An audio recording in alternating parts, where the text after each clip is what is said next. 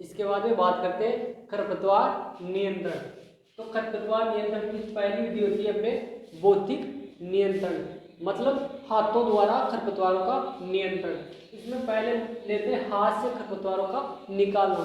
जो खरपतवारों की जड़ें मोटी होती हैं उनको हाथों से निकाल लेते हैं, या अगर फसल में खरपतवार कम है तो हाथों से निकाल सकते हैं। फिर बात करते हैं फसल चक्र अपनाकर। अगर हम फसल में फसल चक्र अपना लेते हैं तो क्या होता है, उसको पर्याप्त अनुकूल फसल नहीं मिल पाती है, जिससे वो खरपतवार नहीं पनप पाता है। फिर बात करते हैं खुदाई। जो मोटे खरपतवार होते हैं, बहुवर्षीय खरपतवार होते हैं, उनकी जड़ों की खुदाई की जाती है। फिर बात करते हैं भू परिष्करण। भू परिष्करण का मतलब होता है, भू परिष्करण में आती है जुताई है, निराई गुड़ाई है, ये सब भू परिष्करण में आती है। तो भू परिष्करण करने से ये जो मोटी जड़ें वाले खरपतवार है, छोटे मोटे खरपतवार है, मिट्टी में दब के नष्ट हो जाते हैं। फिर बात करते हैं पलवार। मल्चिंग। मल्चिंग होती है दोस्तों, जो खेत की सतह को या तो पॉलीथीन या कूड़े करकट से ढक देते हैं। अगर मृदा की सतह को ढक दिया है तो क्या होंगे, उनमें जो खरपतवार होंगे वो नष्ट हो जाएंगे, वृद्धि नहीं कर पाएंगे, क्योंकि उनको न तो प्रकाश मिल पाएगा और न ही हवा मिल पाएगी। फिर बात करते हैं जलाना। अगर हम खेत बो रहे हैं तो जो पहले के अवशिष्ट होते हैं उसको इकट्ठा करके खेत में जला दिया जाता है। फिर बात करते हैं मोवर। मोवर आता है घास काटने का यंत्र। जैसे गार्डन होते हैं, रेलवे स्टेशन होते हैं, सड़कों के किनारे होते हैं, उन पे चलाया जाता है। जैसे गार्डन होते हैं उसमें जो दूब घास होती है उसको इकसार काटने के लिए काम में लिया जाता है। फिर बात करते हैं जल प्लावन। जहाँ पर जल की मात्रा पर्याप्त मात्रा में होती है वहाँ फील्ड में जल भर दिया जाता है, जिससे जो अंकुरित होते खरपतवार है वो नष्ट हो जाते हैं। फिर इसके बाद में बात करते हैं कल्चरल मेथड, कृषक विधियां। फिर इसमें है फसल चक्र अपनाकर। अगर हम फसल को हेर फेर कर बोते रहते हैं, फसल चक्र अपनाते हैं, तो क्या होता है, जो खरपतवार होता है उनको अनुकूल फसल नहीं मिल पाती है। अगर उनको अनुकूल फसल नहीं मिल पाती है तो वो पनप नहीं सकते हैं। फिर बात करते हैं गर्मियों में खेत को खाली छोड़ना। अगर गर्मियों में खेत को जुताई करके खाली छोड़ देते हैं, जो दूब घास है, ये जो बहुवर्षीय खरपतवार है, ये कट के नष्ट हो जाते हैं और मृदा की सतह पर आकर सूख जाते हैं। फिर बात करते हैं पंक्तियों में बुआई। अगर खेत में हम पंक्तियों में बुआई कर रहे हैं तो क्या होगा, जो खरपतवार नियंत्रण करते हैं वो मशीनों द्वारा हम आसानी से कर सकते हैं। फिर इसके बाद में अधिक पैदावार वाली किस्में लेना। अगर हम अधिक मात्रा में जो वृद्धि कर रही है फसलें, कई फसलें होती है जो घनी होती है, ज़्यादा मात्रा में वृद्धि करती है, अगर वो फसलें ले लेते हैं तो वो खरपतवारों को दबा लेती है। अब बात करते हैं हम रासायनिक नियंत्रण या जैविक नियंत्रण।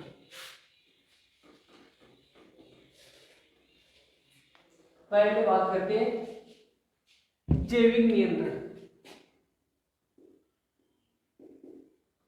जैविक नियंत्रण, बायोलॉजिकल कंट्रोल। अब बात करते हैं जैविक नियंत्रण। तो दोस्तों जैविक नियंत्रण होता है जैविक कारकों द्वारा खरपतवारों को नष्ट करना। इसमें जो पहला जैविक नियंत्रण किया गया था वो किया गया था लेंटाना केमरा पे। लेंटाना केमरा पे, और कहां पे किया गया था, हवाई द्वीप में। हवाई द्वीप कहां पे, यूएसए में। सबसे पहले जैविक खरपतवार नियंत्रण लेंटाना केमरा पे किया गया था, और कहां किया गया था, हवाई द्वीप में। इसके बाद में जैविक नियंत्रण का मतलब होता है जो खरपतवार होते हैं उसको जीवों के द्वारा नष्ट किया जाता है, मित्र कीटों के द्वारा नष्ट किया जाता है। मैं आपको एक लिस्ट बताता हूं मित्र कीटों की। इसमें सबसे पहले जो खरपतवार लाया गया था वो लाया गया था 1921 में। और क्या लाया गया था,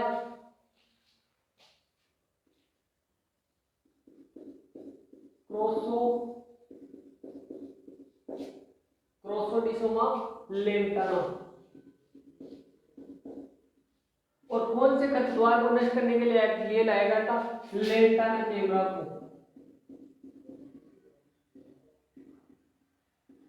लेंटाना कैमरा को नष्ट करने के लिए लाया गया था। और कहां से लाया गया था? ये लाया गया था मेक्सिको से। ये लाया गया था मेक्सिको से। ये तो आ गया मित्र कीट। ये तो लाया गया, ये तो आगे मित्र कीट। किसके लिए लाया गया था खरपतवार का नाम?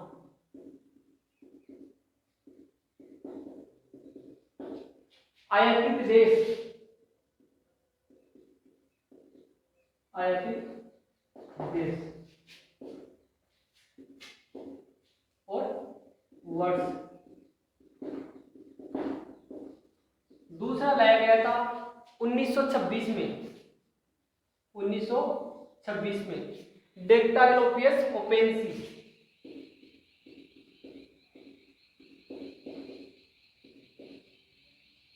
डेक्टाइलोपियस ओपेंसी किसके नियंत्रण के लिए लिया गया था?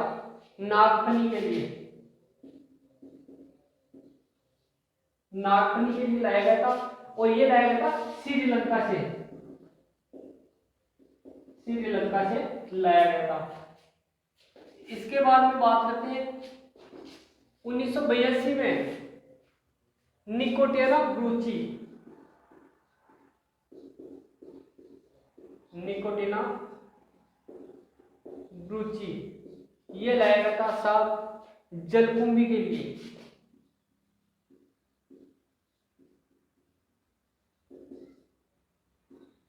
जलकुंभी के लिए लाया गया था। और कहां से लाया गया था? ये लाया था यूएसए से, यूनाइटेड स्टेट ऑफ अमेरिका। फिर लाया गया था 1983 में जाइगोग्रामा बाइकोडाटा। जाइगोग्रामा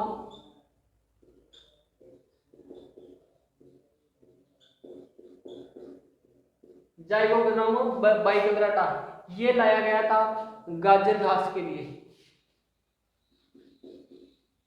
गाजर घास के लिए लाया गया था। और ये भी मेक्सिको से ही लाया गया था। ये भी मेक्सिको से लाया गया था। फिर इसमें बात करते हैं कंपटीशन के बारे में। तो दोस्तों जो कंपटीशन होता है जेट हो, आईसीआर हो, बीएचयू हो, लगभग क्वेश्चन यहां से पुटअप हो ही जाता है लगभग कम से कम। फिर बात करते हैं जैविक हर्बिसाइड में।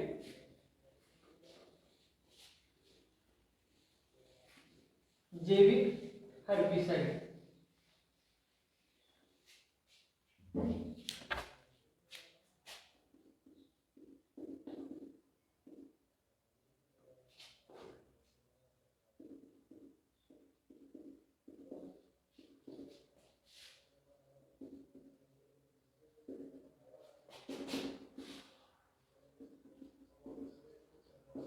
Biological herbicide.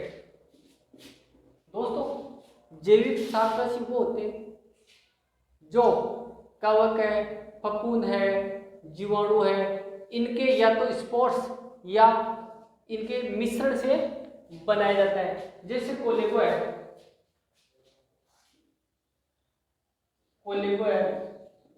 डिवाइन है,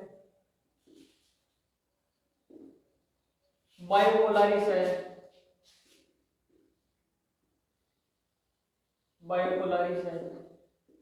जो ये प्रोडक्ट है या ये हर्बिसाइड है, ये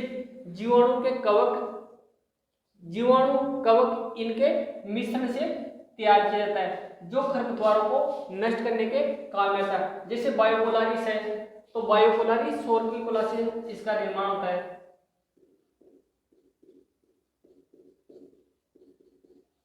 बायोपोलारिस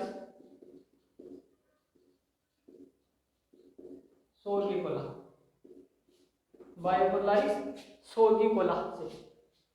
जैसे कोलेको है, कोलेटोट्राइकम ग्लियोस्पोरिडिस, इनके द्वारा इसका निर्माण होता है। तो ये सब क्या होते हैं, बायोहर्बिसाइड होते हैं। इसके बाद में बात करते हैं रासायनिक नियंत्रण।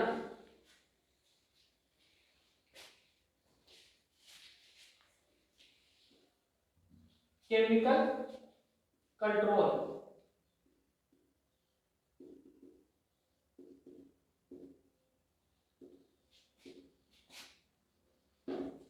केमिकल कंट्रोल ऑफ फीड, खरपतवारों का रासायनिक नियंत्रण। तो खरपतवारों का रसायनों द्वारा नियंत्रण करना ही रासायनिक नियंत्रण कहलाता है। तो इसमें सबसे पहले बात करते हैं हम खरपत रसायनों का वर्गीकरण। रसायनों का वर्गीकरण।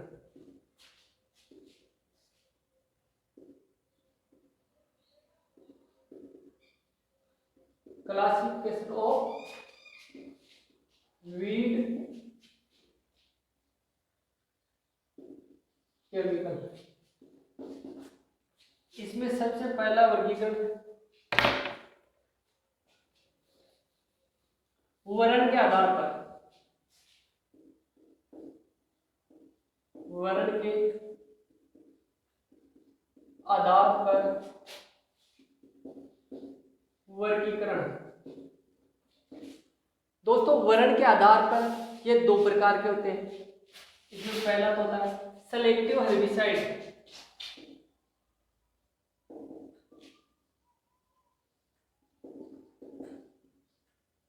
सेलेक्टिव हर्बिसाइड चयनात्मक शाकनाशी।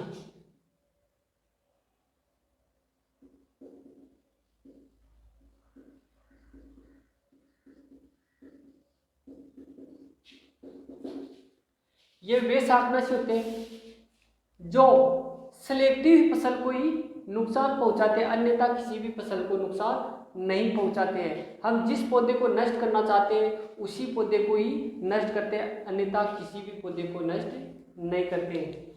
जैसे 2,4-D, 2,4-D, सीमाजीन,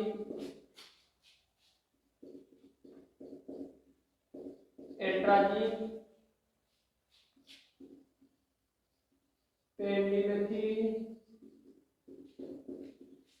फ्लुकोलोरीन,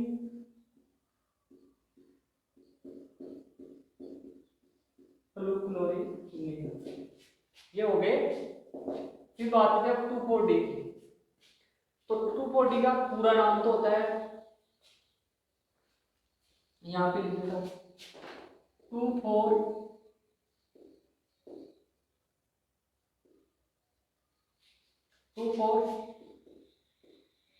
डाइक्लोरो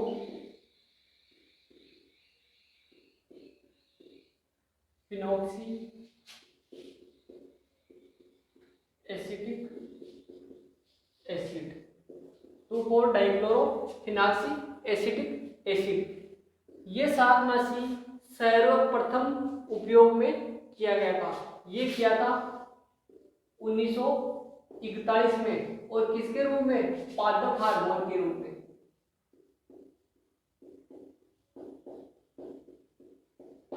पादप हार्मोन के रूप में 1941 में किया गया था। फिर व्यावसायिक स्तर पर,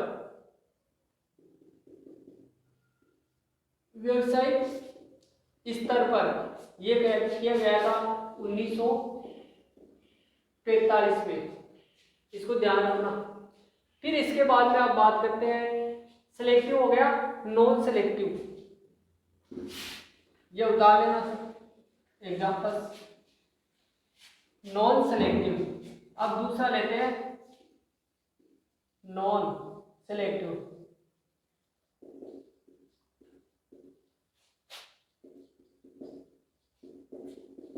नॉन सेलेक्टिव शाकनाशी, अचयनात्मक शाकनाशी।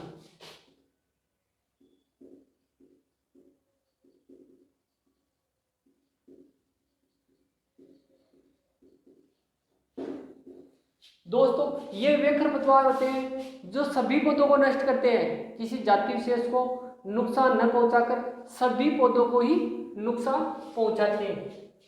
जैसे paraquat, diquat, weed oil,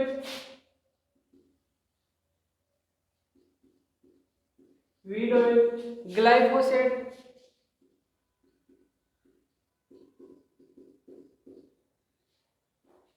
paraquat, diquat, weed oil, glyphosate, ये आ गए नॉन सेलेक्टिव हर्बिसाइड में।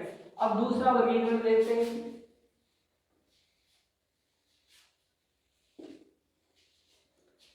फसलों के अनुप्रयोग के आधार पर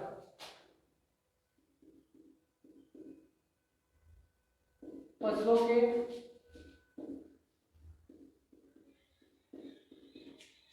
अनुप्रयोग के आधार पर इसमें सबसे पहला लेते हैं हम बुआई से पूर्व। बुआई से पूर्व या इंग्लिश में बोल देते हैं इसको pre plant incorporation. Pre plant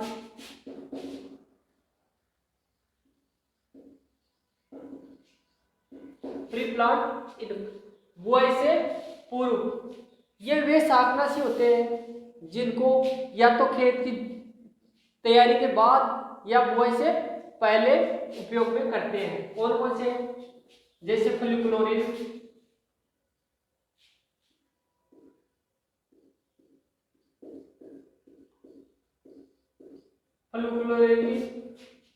ईपीटीसी,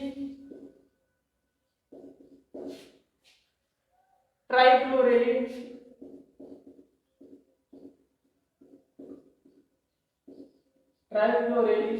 ये होते हैं जो ये बुआई से पूर्व या अंकुरण से पहले प्रयोग में लेते हैं, या तो मृदा की तैयारी करने के बाद में या बुआई से पूर्व इनका उपयोग किया जाता है। इसके बाद में बात करते हैं बुआई के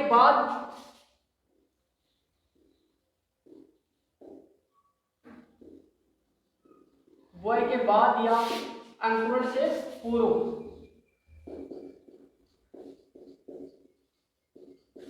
बुआई के बाद या अंकुरण से पूर्व इंग्लिश में बोलते हैं प्री इमर्जेंस।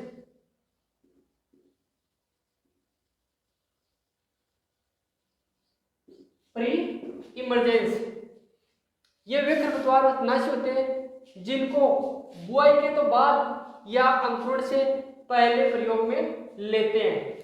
जैसे एट्राजिन,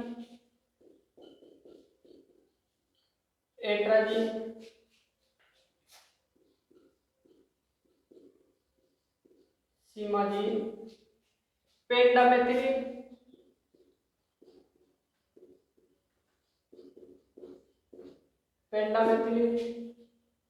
टूपोडी,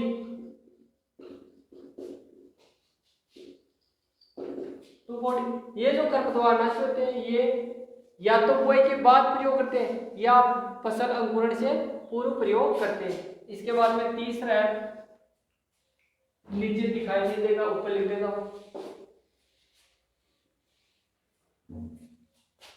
तीसरा है अंकुरण के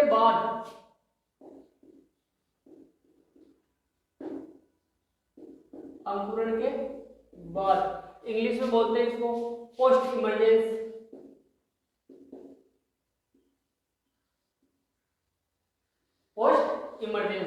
ये वे खरपतवार नाशी होते हैं जिनको अंकुरण के बाद में फसल पर प्रयोग करते हैं। कौन कौन से? जैसे प्रोपेनिक,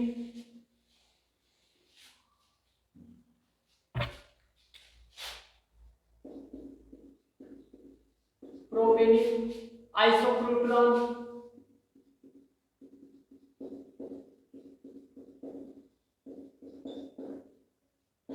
मेटासल्फिरोन,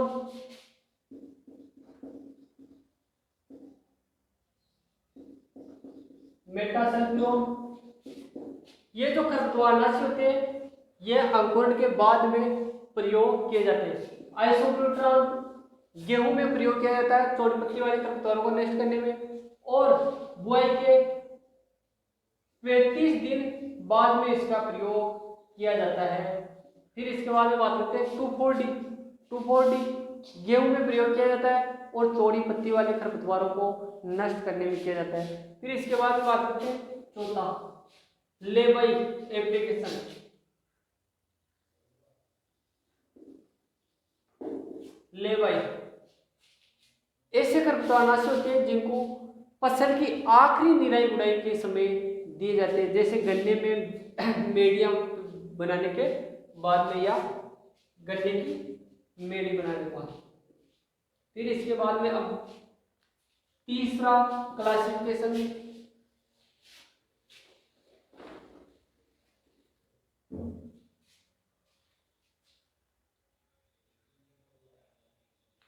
स्थानांतरण के आधार पर।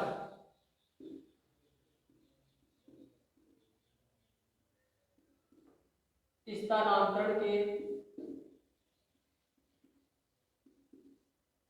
आधार पर ये दो प्रकार के होते हैं, स्थानांतरित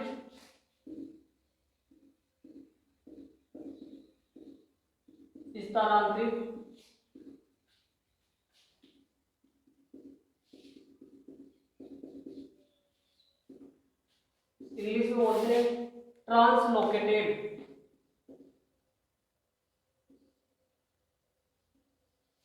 हर्बिसाइड,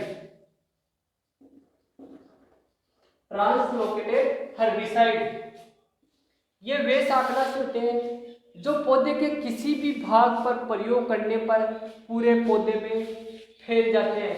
मान लो ये पौधा है अपना,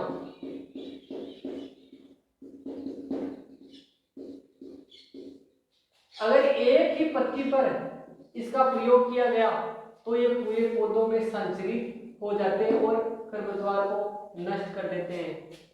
कौन कौन से, जैसे 2,4-D,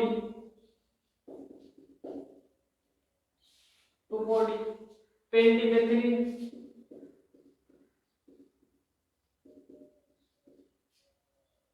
फ्लुक्लोरेलिन,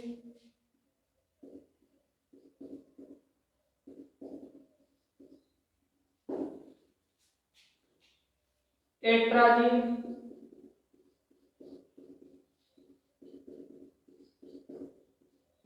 सिमाजिन। इसके अलावा और भी है एग्जांपल। फिर बात करते हैं दूसरा स्थानांतरित, दूसरा संपर्क शाकनाशी।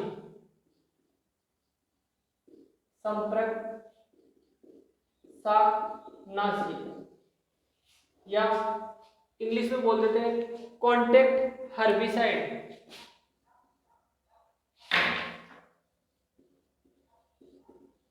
कॉन्टेक्ट हर्बिसाइड ये वे शाकनाशी होते हैं जिसका प्रयोग करने पर जो पौधे का कोई सा भाग कांटेक्ट में आता है उसी को ही नष्ट करते हैं, न कि पूरे भाग को नष्ट करते हैं। केवल जो कांटेक्ट में आता है, संपर्क में आता है, उसी भाग को ही नष्ट करते हैं। तो कौन कौन से हो गए, पैराक्वाट, डाइक्वाट, वीडोइड,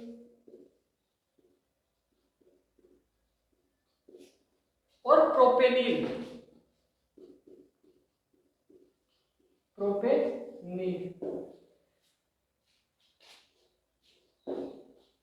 फिर इसके बाद में बात करते हैं जो वर्णात्मक शाकनाशी होते हैं, सेलेक्टिव, वो सभी क्या होते हैं, जो सेलेक्टिव शाकनाशी होते हैं, वर्णात्मक शाकनाशी, वो स्थानांतरित शाकनाशी होते हैं। स्थानांतरित शाकनाशी होते हैं केवल प्रोपेलिन को छोड़कर, केवल प्रोपेलिन को छोड़कर सभी सेलेक्टिव वर्णात्मक शाकनाशी स्थानांतरित शाकनाशी होते हैं।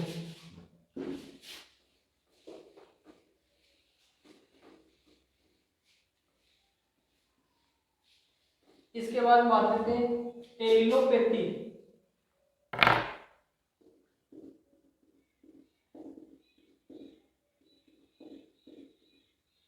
एलिलोपैथी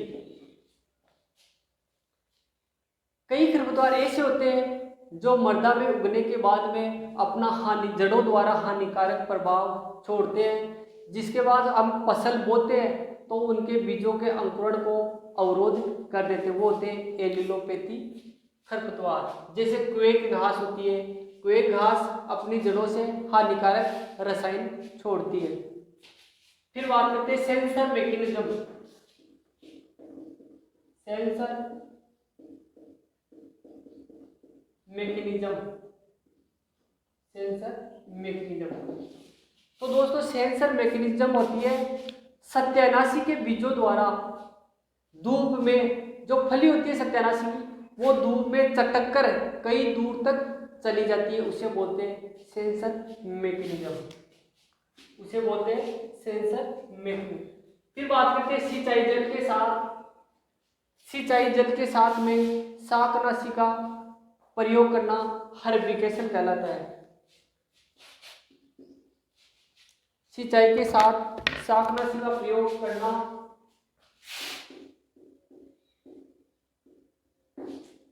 सिंचाई के साथ शाकनाशी का प्रयोग करना हर्बिकेशन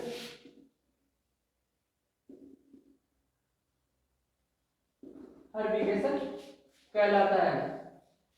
सिंचाई के साथ शाकनाशी का प्रयोग करना क्या कहलाता है? हर्बिकेशन कहलाता है। फिर प्रकाश की उपस्थिति में खरपतवार नाशी का अपघटन या क्षय, प्रकाश की उपस्थिति में, प्रकाश की उपस्थिति में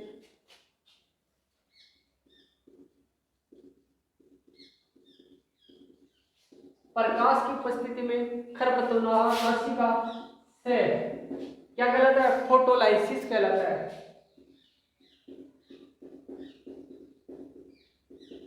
फोटोलाइसिस कहलाता है। फिर बात करते हैं जो खरपतवार होते हैं वो फसल में 30 से 35% तक हानि पहुंचा देते हैं अपनी फसल में। कितनी? 30 से 35% तक हानि पहुंचा देते हैं खरपतवार। अगर खरपतवारों की संख्या ज्यादा है तो ये 50% तक भी हानि पहुंचा सकते हैं। फिर अब बात करते हैं जेट में ट्यूशन कैसे आता है। जेट में ट्यूशन कैसे आता है? होता है। मान लो क्वेश्चन है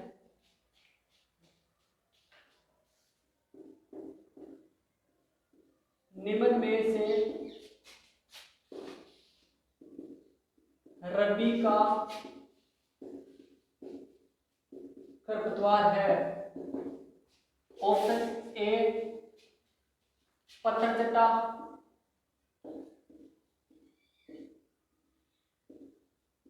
बी जंगली चौलाई, सी लेसुआ,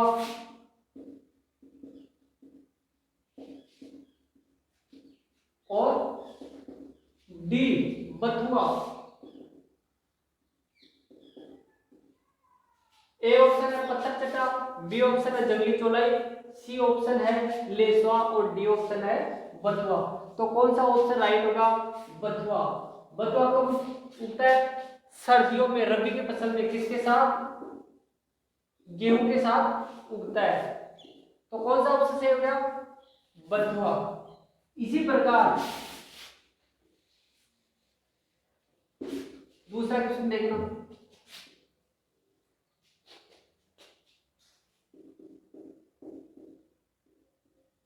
निम्न में से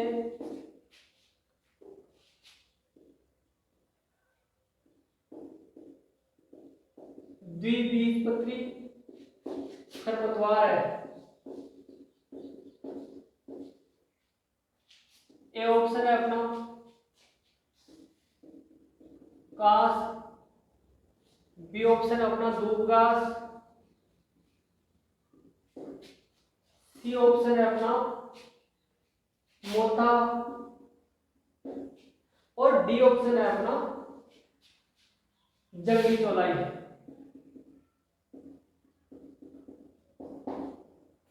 ए ऑप्शन है कास, बी ऑप्शन है दूब घास, सी ऑप्शन है मोथा और डी ऑप्शन है जंगली चौलाई। तो कौन सा हुआ? जंगली चौलाई। इस प्रकार जेट के एग्जाम में या आईसीआर के एग्जाम में या बीएचयू के एग्जाम में क्वेश्चन पुटअप हो जाते हैं। फिर इसके बाद में एक क्वेश्चन और देखूं,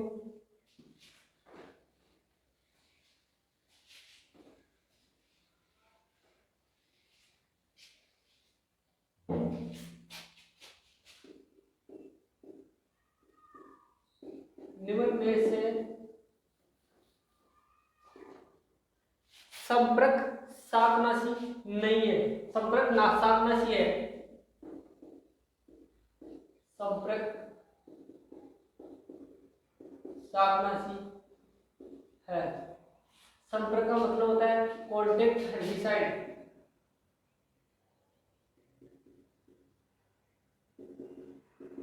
कॉन्टेक्ट हर्बिसाइड निम्न में से संपर्क शाकनाशी है।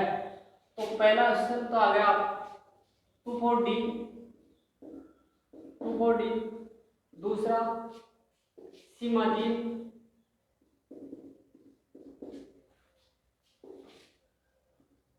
तीसरा एट्राजीन,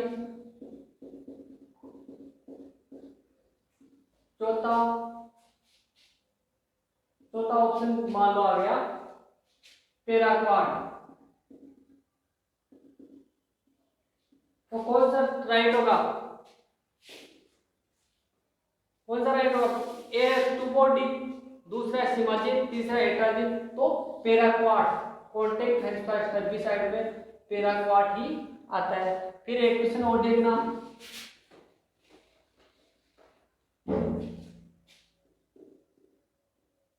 निम्न में से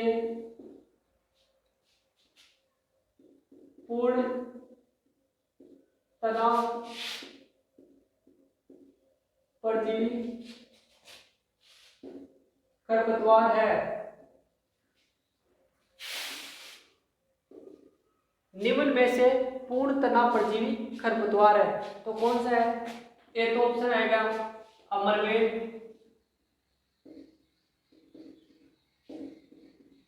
बी ऑप्शन आ गया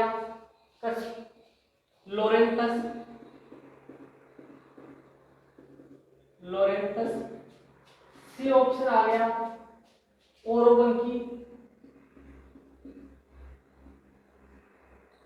और डी ऑप्शन आ गया स्ट्राइगा।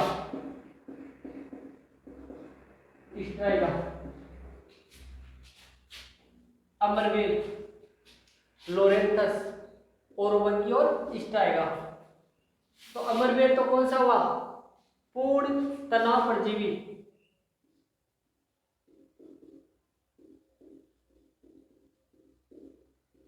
पूर्ण तनाव परजीवी। लोरेंथस क्या हुआ? अर्ध तनाव परजीवी। अर्ध तनाव परजीवी। ओरोबंकी क्या हुआ? पूर्ण जड़ परजीवी। इसका क्या हुआ? अर्ध जड़ परजीवी।